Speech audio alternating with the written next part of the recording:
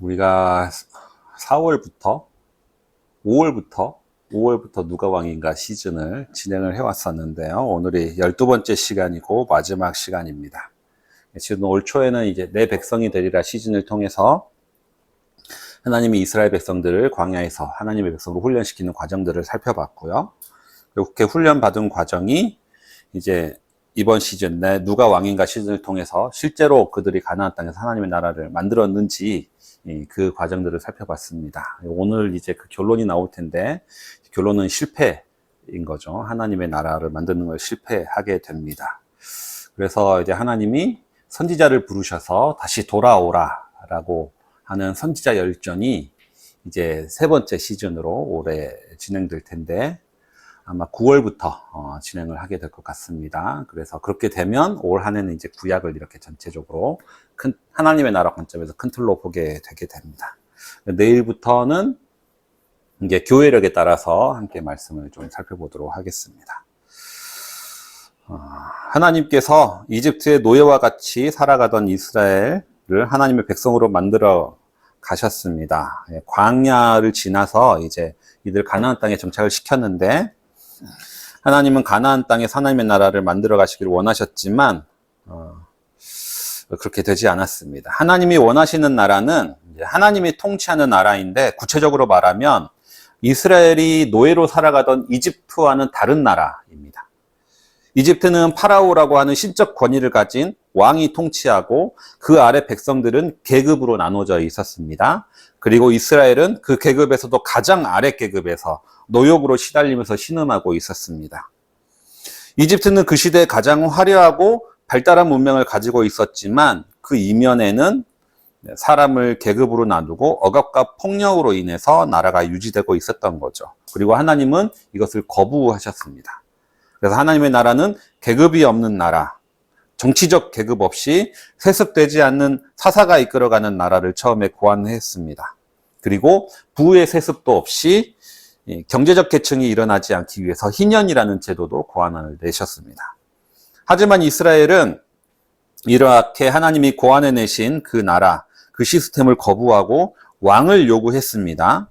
왕이 있는 주변 국가는 훨씬 국력이 강하고 부유해 보였기 때문이죠.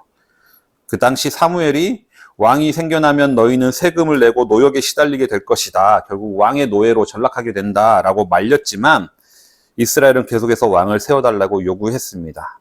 하나님은 어쩔 수 없이 이 최초의 계획을 수정하셔서 이제 왕을 통해서 하나님의 나라를 이루어 가시기로 결정을 하셨던 겁니다. 물론 이것이 가능하려면 이스라엘의 왕이 하나님 나라에 합한 왕이어야 했습니다. 그리고 우여곡절 끝에 이제 다윗과 솔로몬까지 이제 이어진 거죠.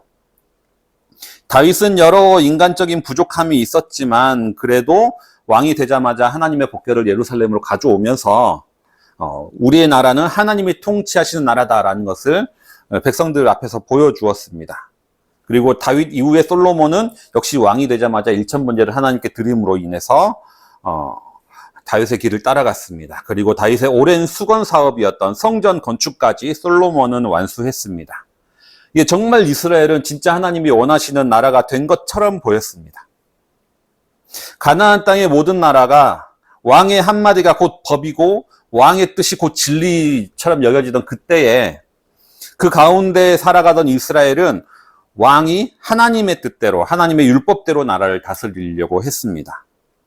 그러다가 옆에 있던 선지자가 지적을 하면 왕이 울면서 잘못했다고 회개하는 아주 보기 드문 나라가 이스라엘이 되었습니다. 사실 성경에서는 다윗의 간음을 아주 큰 죄악으로 보고 있지만 다른 나라에서 이 정도는 진짜 문제되지 않는 일이었던 거죠.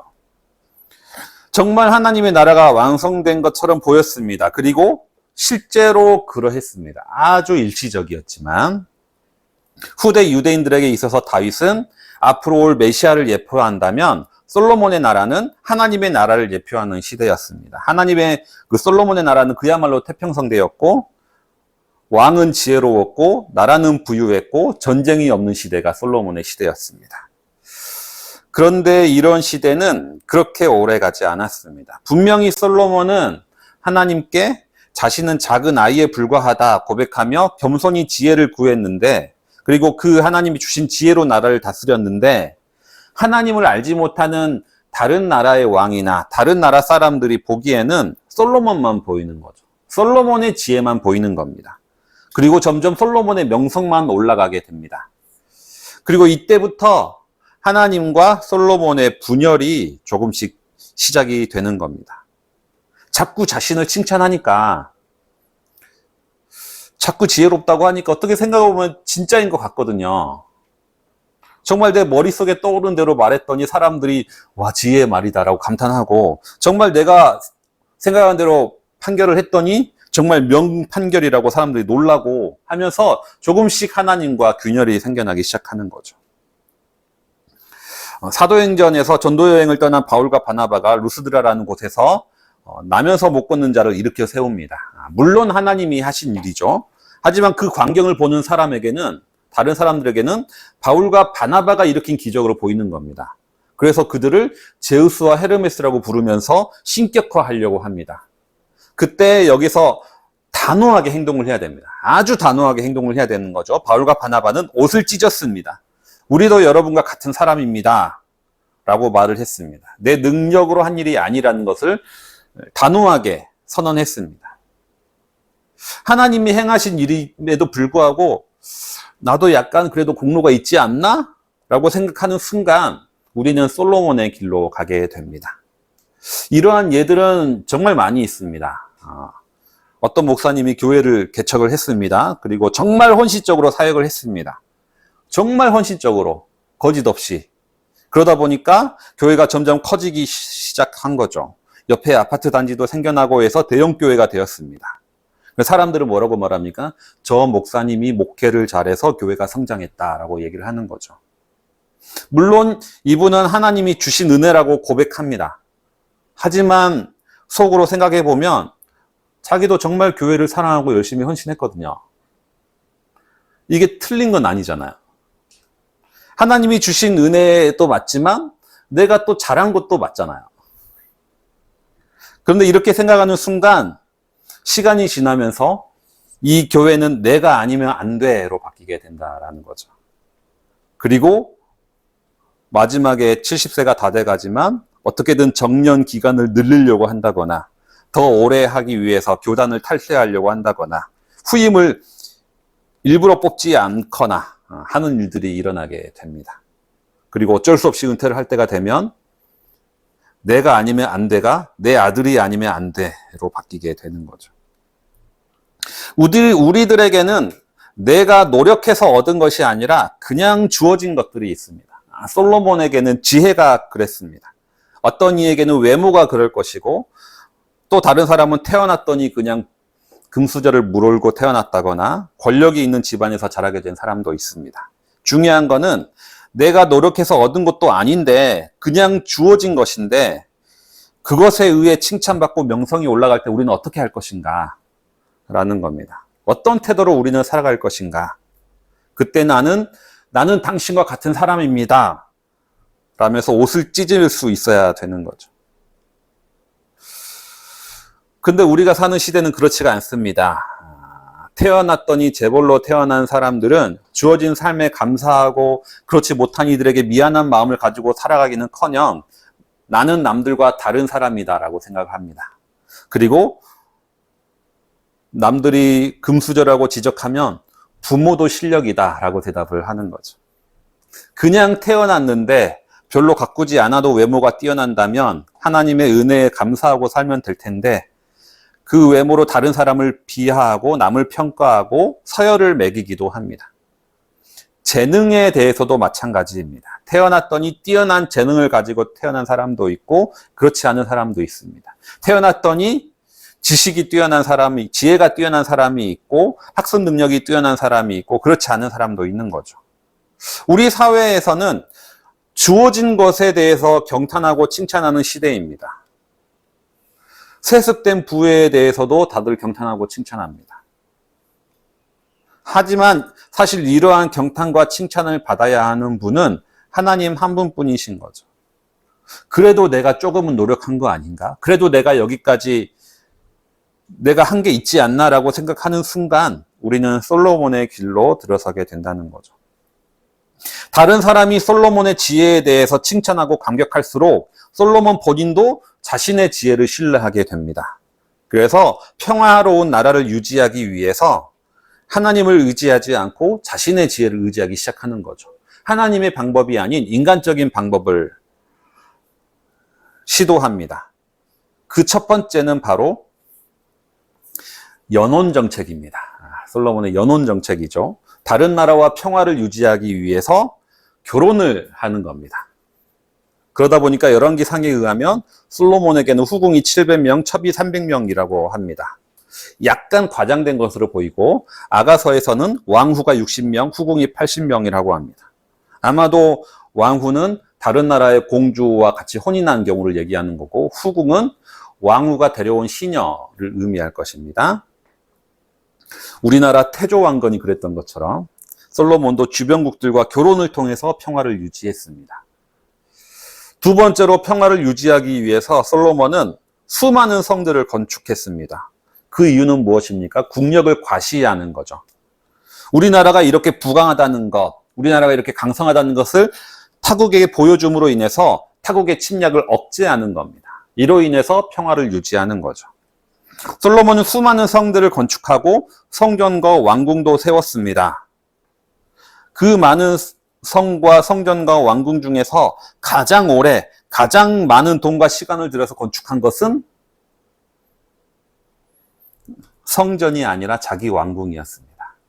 솔로몬은 하나님의 성전을 건축할 때는 7년 6개월이 걸렸는데 자신의 왕궁은 13년에 걸쳐서 완공합니다. 이렇게 세운 왕궁에 수많은 돈을 써가면서 아주 사치스러운 생활을 하기 시작합니다. 솔로몬의 왕자는 상아로 만들었고 상아 위에 금을 씌웠습니다. 왕궁에서 쓰는 모든 그릇은 금으로 만들었고요. 은은 취급도 하지 않았습니다.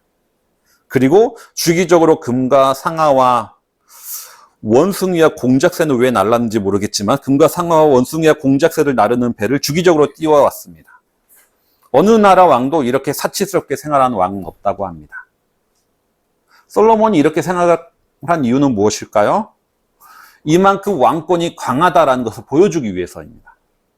왕권이 강하고 중앙 집권적으로 나라를 완벽하게 장악하고 있다라는 것을 보여주는 것, 이것이 바로 국력이거든요. 이렇게 솔로몬의 지혜로 인해서 솔로몬의 시대는 단 한 번의 전쟁도 일어나지 않고 평화의 시대가 왔습니다. 솔로몬이라는 이름 자체가 샬롬에서 온 거잖아요. 솔로몬, 샬롬 비슷하잖아요. 평화의 시대이고 평화의 왕인 겁니다. 얼마나 지혜로운 왕입니까? 고대 근동에 수도 없이 전쟁이 일어나고 수많은 나라가 세워지고 다시 무너지는 그 시대에 전쟁 없이 나라를 이끌었으니까 얼마나 훌륭한 왕입니까? 이 왕 밑에 있던 백성들은 행복했을까? 솔로몬의 지혜, 나라를 평화롭게 유지한 솔로몬의 지혜는 하지만 하나님과는 상관이 없는 지혜였습니다. 솔로몬은 하나님의 명령과 율법은 철저하게 무시했던 그만의 인간적인 지혜였습니다. 신명기 17장에 의하면 왕이 많이 가져서는 안 될 것을 규정하고 있습니다. 왕은 병마를 많이 가져서는 안 되고 재물이 많아서도 안 되고 아내도 많아서는 안 됩니다. 하지만 솔로몬은 그 누구보다도 아내가 많았고 부유했고 사치스러운 왕이었습니다. 왜 하나님은 왕이 이래야 한다고 말씀했을까요? 왕이 부유하다는 것은 그만큼 백성에게 세금을 많이 냈다라는 것을 백성들이 세금을 많이 냈다는 것을 의미하는 것이기 때문입니다. 그래서 자크 엘룰은 솔로몬의 부에 대해서 이렇게 말했습니다. 솔로몬의 그 부가 좋지 않은 결과를 가져왔다는 사실을 지적하지 않을 수 없다. 솔로몬의 시대는 그 어느 때보다도 이스라엘 백성에게 불행을 가져다 준 시대다. 아브라함이나 욥과 같은 사적인 사람은 자신의 부로 다른 사람들을 괴롭히지 않았으며 다른 사람들을 불행하게 함으로써 자신의 부를 축적하지 않았다. 그러나 그 부자가 왕일 경우는 상황이 달라진다. 국가의 부는 백성들이 노동한 대가로 이룩된다. 그러므로 국가가 부유해지고 강력해지면 백성들은 더욱더 세금과 부역에 시달리게 된다. 솔로몬의 경우가 바로 이러하다. 뿐만 아니라 솔로몬 시대에 계속해서 성을 건축했습니다. 대형 토목과 건축 사업이 끝이 없었다라는 거죠. 그 뜻은 무엇입니까? 백성들은 지속적으로 노역에 시달려야 했다라는 의미입니다. 그래서 지난주에도 말씀드렸지만 솔로몬의 아들 르호보암이 그 다음 왕이 되려고 이스라엘 백성들을 찾아갔을 때 백성들이 이렇게 요구했다는 거죠. 당신의 아버지는 채찍으로 우리를 다스렸습니다. 당신만은 제발 우리를 노역에서 가볍게 해주십시오 라고 얘기했다라는 겁니다. 겉으로 보기에 솔로몬의 나라는 부강하고 부유하고 전쟁이 없는 나라입니다. 그런데 그 안에 살아가는 백성들은 행복하지가 않았습니다. 지혜로 나라를 다스리는 것처럼 보였던 솔로몬은 사실 채찍으로 다스리고 있었습니다. 애초에 이스라엘 백성들이 왕을 세워달라고 사무엘에게 요구했을 때 사무엘이 했던 경고가 그대로 이루어진 거죠. 더군다나 하나님은 이스라엘 백성이 광야에서 생활할 때 지속적으로 했던 말씀이 있습니다. 지속적으로 했던 말씀이 뭐냐? 이방 나그네를 압제하지 말라라는 겁니다. 이방 나그네를 압제하지 말라. 너희도 이집트에서 이방 나그네로 압제당하지 않았느냐? 너희도 외국인 노동자로 생활해보지 않았느냐? 그러니까 이방 나그네 압제하지 말라라고 하나님은 지속적으로 얘기했습니다. 그런데 솔로몬은 성전과 왕궁과 각종 성들을 건축할 때 가장 밑바닥에 힘든 일은 다른 가나안 족속들을 노예로 부려먹었습니다. 이스라엘 백성들은 주로 감독하는 일만 했습니다.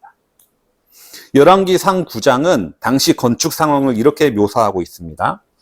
이스라엘 자손이 아닌 아모리 사람과 헷 사람과 브리스 사람과 히윗 사람과 여부스 사람 가운데 살아남은 백성이 있었다. 솔로몬은 그들을 노예로 삼아서 강제 노역에 동원하였다. 그들은 이스라엘 자손이 다 진멸할 수 없어서 그 땅에 그대로 남겨둔 백성들이었다. 그래서 그들은 오늘날까지도 노예로 남아있다.